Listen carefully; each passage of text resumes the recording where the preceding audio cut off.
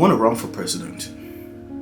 Now, it sounds crazy to me, and to you listening to me right now, you might think I'm crazy.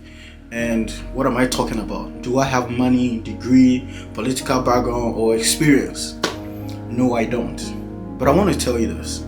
There are people who have all these things and they are in power right now.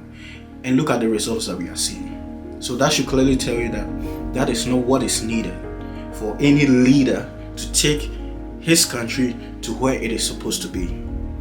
You understand? But I want to share this with you. We've been hearing that we the youth complain about the fact that we are not given the chance to lead. And it's probably because we haven't actually stepped out to take up this mantle. We always sit back, vote for them, and they give the results that they are giving. They produce the results that they are producing, and then we complain about it. And we say that we can do more, but we've actually not stepped up and say that we want to take up the role and see what we can do or show what we can do. And for that reason, that is why I've decided to run for president. Now it might sound crazy even to myself, but who knows what can happen. If we really want change, then it is time for us to make real change. You understand? Now I'm just 28 years old. By the time that the next election will come, which is 2028, I'll be 31. And I know that by the constitution you have to be at least 40 years to be able to run. But if we really want real change, we should be able to make that change or that adjustment. Look at Captain Traore. He's young, but then look at the results that he's producing, which means that if we as the youth are given the chance to lead, maybe, just maybe, we can do something. Because I've always been saying that we cannot count on our elderly people, the grown-ups in our society, to design the future that we want, because most of them won't be in it. In the next 10, 20 years or 30 years, most of them will be out. And we will be the ones there. So how can we count on them to build that future for us? They'll be dead and gone. And for us to do that, we have to take up that mantle to lead and lead us to the kind of future that we want. And that is why I am coming up to stand for president. Now, I don't have the money. I don't have any degree. I've not been to university. But I know I have the real power to do these things. Now, it sounds crazy to me, even, and it sounds scary. But a friend of mine said that is the things that are really scary are the ones that we have to actually do. And from Steve Jobs, he said that those who are crazy enough to think they can change the world are the ones who actually do. And that is why I'm coming out today. So whatever it is that your thoughts are on this, let me know.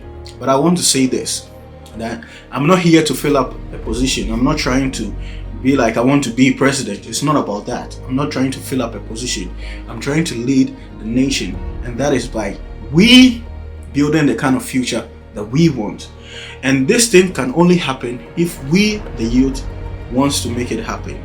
So if we decide that yes, we actually can do something, because if you look on the internet, a lot of youth are really smart, they're really intelligent, and they have the skills and the know-how to make things happen.